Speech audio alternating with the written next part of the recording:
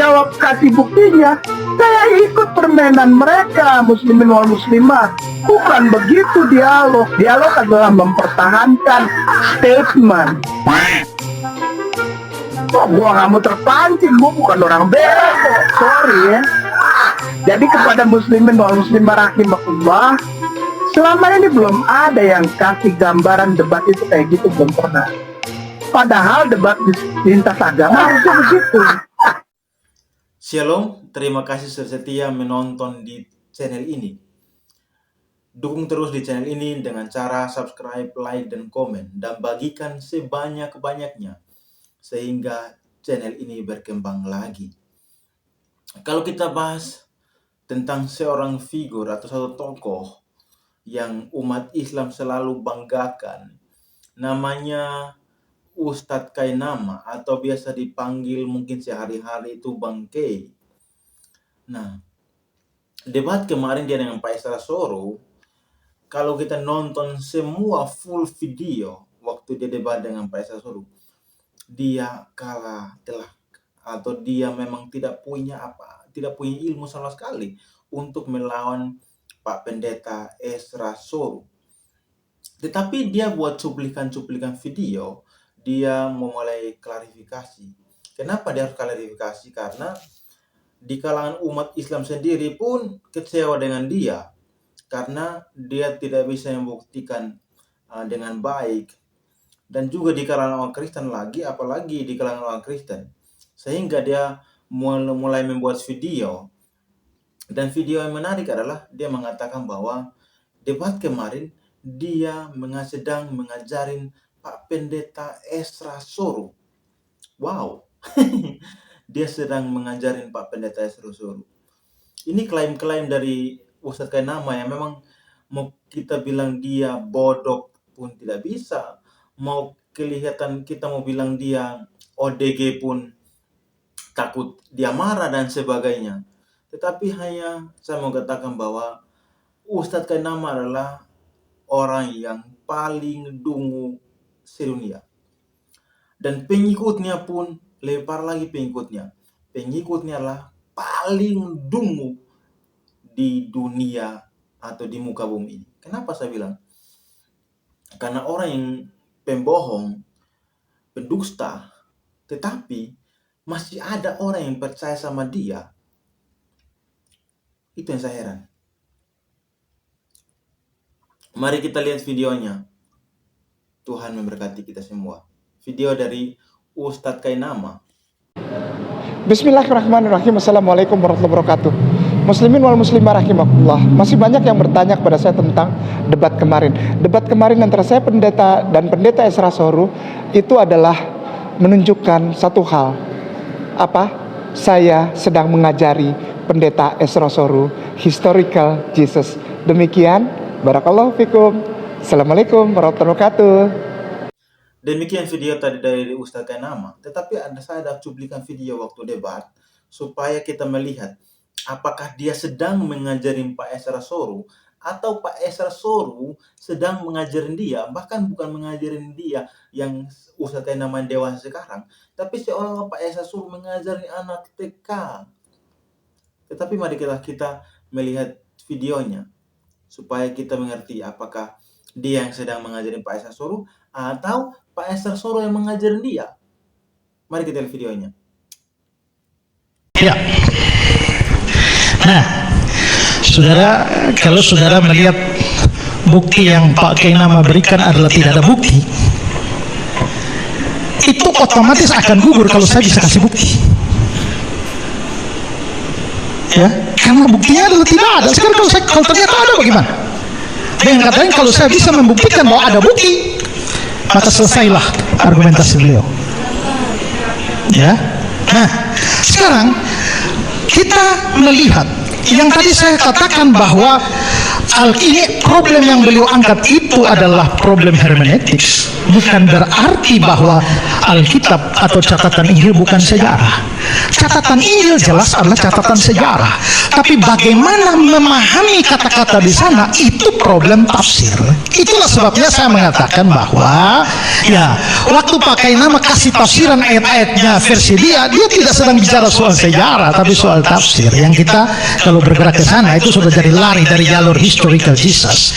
Nah, sekarang kalau kita mau melihat ya bahwa apa bukti bahwa memang Yesus pernah mati dan pernah bangkit di dalam sejarah. Nah, saya angkat dari Alkitab, tapi ingat bukan problem tafsir. Saya kasih langsung eksplisit ya. Nah, kalau kita melihat itu hampir seluruh kitab di dalam Perjanjian Baru itu bicara soal Yesus bangkit dan tak perlu kata-kata ambigu untuk menafsirkan seperti tadi, karena eksplisit. Injil Matius dan Markus misalnya ya, Matius 27 sesudah menyalibkan dia, Markus 15 mereka menyalibkan dia. Lalu Injil Lukas dan Kisah Para Rasul juga sama, Lukas 23 mereka menyalibkan Yesus. Kisah pasal 2 juga telah kamu salibkan dan kamu bunuh, dan Allah telah membangkitkan dia. Ada pernyataan eksplisit salib bunuh. Kalau tadi pakai nama punya teori berarti ya disalib tapi nggak mati, ya nggak dibunuh. Tapi kalau sampai ada kata disalibkan lalu bunuh lalu membangkitkan, tak mungkin ada kebangkitan tanpa kematian ya. Lalu di Kisah pasal 1 ayat 3 dengan banyak tanda yang membuktikan dia hidup, selama 40 hari dia berulang-ulang menampakkan diri. Lalu dalam Injil Yohanes dan surat-surat Yohanes 19 Pilatus menyerahkan Yesus untuk disalibkan, dan di situ dia disalibkanlah mereka. Tapi dalam penulis yang sama di 1 Yohanes 3:16 dia telah menyerahkan nyawanya, itu pasti mati. Jadi tidak ada ceritanya disalibkan tapi tidak mati. Lalu surat-surat Paulus di Korintus 1 Korintus 1:23 Kristus disalibkan, Galatia 1 Kristus yang disalibkan, dan Filipi pasal 2 ayat 8 mati di kayu salib. Itu berarti bukan hanya disalibkan tapi sampai mati. Lalu penulis surat Ibrani yang kelima dia bicara soal penderitaan maut, dan dia mengalami maut itu tidak bisa tidak kematian. Pasal 2 ayat 14 supaya oleh kematiannya, berarti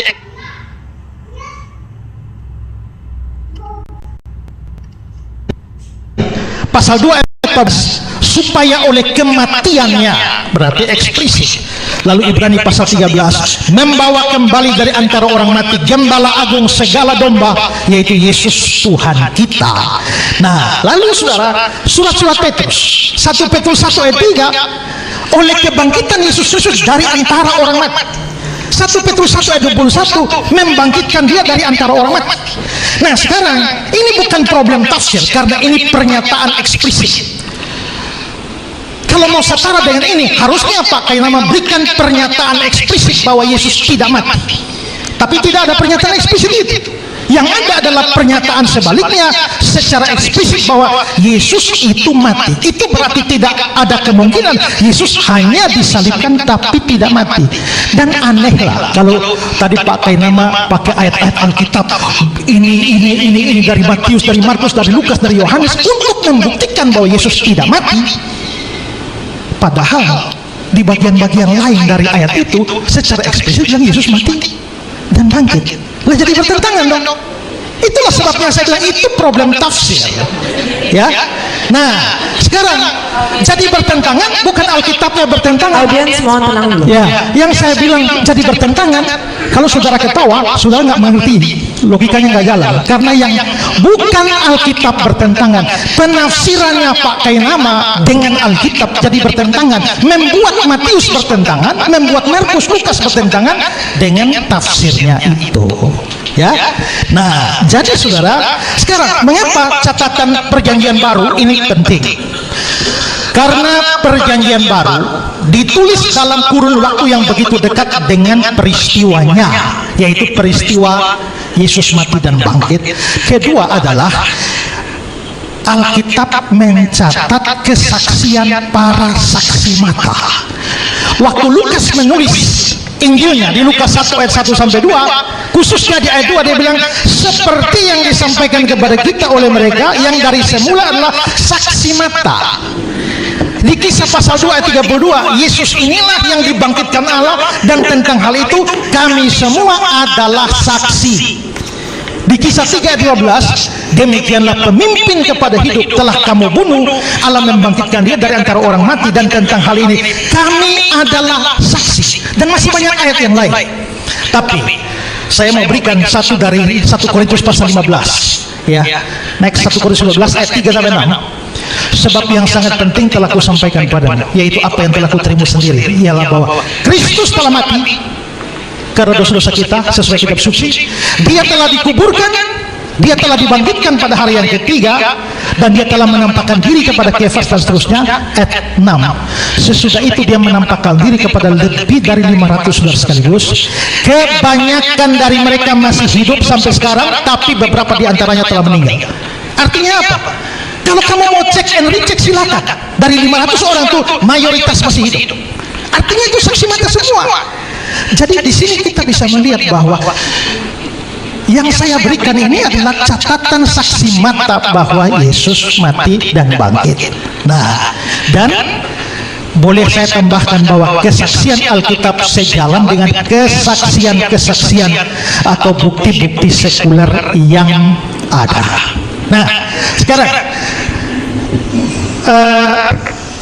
saya bisa tunjukkan juga banyak dari bapak-bapak gereja di luar Alkitab yang hidup pada abad-abad pertama, ya, abad pertama, abad kedua, itu yang menyatakan bahwa memang Yesus itu mati dan bangkit. Ignatius yang lahir tahun 50 dan meninggal tahun 115, itu dia ada kutipan di sini, ya. Dia disalibkan dan mati di bawah pemerintahan Pontius Pilatus. Dia benar-benar dan bukan hanya tampaknya saja disalibkan dan mati, dan seterusnya, ya. Lalu ada Clemens dari Roma. Clemens dari Roma ini, ya, dia ini punya tulisan surat 1 Clemens itu dari tahun 96 Masehi, dan dalam surat Clemens itu 1 Clemens 24 ayat 25, dia Yesus mengajar kita tentang iman yang benar kepada Tuhan kita yang telah mati dan bangkit dari kematian untuk memberikan kita keselamatan. Lalu 1 Clemens ayat 42, karena itu saudara-saudara, marilah kita hidup dalam kebajikan sambil mengingat kebangkitan Tuhan kita Yesus Kristus. Ada Justin Martyr yang lahir tahun 100, mati tahun 165, itu juga punya kesaksian dalam First Apology ayat yang ke-13. Guru kita tentang hal-hal ini adalah Yesus Kristus, yang juga dilahirkan untuk maksud itu, disalibkan di bawah pemerintahan Pontius Pilatus, wali negeri Yudea pada zaman Kaisar Tiberius. Waktu kita dengan wajar menyembah dia setelah mengetahui dia adalah anak Allah yang benar, dan seterusnya masih ada Tertullian. Tapi sekarang, kalau saudara pikir wajar mereka Kristen, sekarang saudara, saya akan memberikan data sejarah sesuai tema Historical Jesus untuk menunjukkan bahwa kesaksian bahwa Yesus itu mati itu tidak hanya datang dari kalangan Kristen atau dari Alkitab. Pertama, dari Cornelius Tacitus. Ini adalah senator dan sejarawan Roma, lahir tahun 52, meninggal tahun 120. Dan ingat, dia bukan orang Kristen. Dia menulis tentang Yesus dalam karyanya yang berjudul Annals, itu sekitar tahun 116. Dan sekarang saya kasih kata-kata Tacitus, Cornelius Tacitus. Akibatnya, untuk menyingkirkan laporan itu, Nero menyalahkan dan menyebabkan penyiksaan yang paling hebat kepada suatu golongan yang dibenci, karena mereka layak dibenci. Mereka disebut Kristen oleh masyarakat. Kristus dari nama itu berasal. Dia menderita hukuman yang ekstrim pada masa pemerintahan Tiberius di tangan salah seorang prokurator kita, Pontius Pilatus. Pandai-pandai kita menyembunyikan bangkai, satu saat juga bau bangkai itu akan tercium. Saya dari sana pertama, dari Haifa pertama, saya pulang ke Indonesia, lalu saya ditahdiskan, diangkat, disahkan untuk menjadi pelayan di rumah Tuhan. Dan itu valid, silahkan dicek. Ini valid, saya bertanggung jawab untuk itu. Saya tersertifikasi dan saya terakreditasi. Sekali lagi nama saya Kai, nama saya adalah mantan pendeta. Saya lulusan sekolah tinggi teologi Jakarta. Saya juga pernah sekolah master di Belanda. Saya lanjutkan sekolah doktor di Haifa. Tapi itu semua bohong. Ini valid, saya bertanggung jawab untuk itu. Saya tersertifikasi dan saya terakreditasi.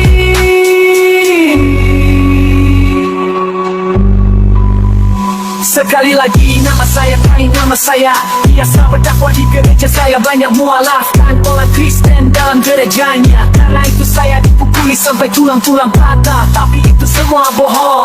Ini valid, saya bertanggung jawab untuk itu. Saya tersertifikasi dan saya terakreditasi.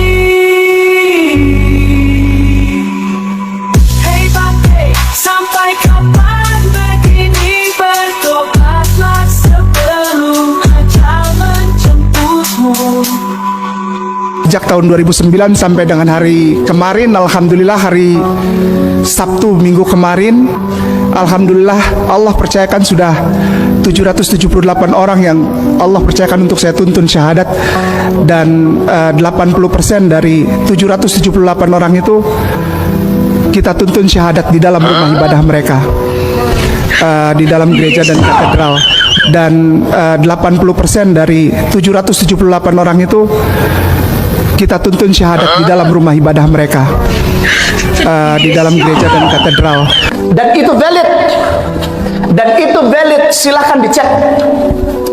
Ini valid, dan saya bertanggung jawab untuk hal itu. Nah, lu ketahuan ya, bohongin orang ya. Thank you for the happiest year of my life.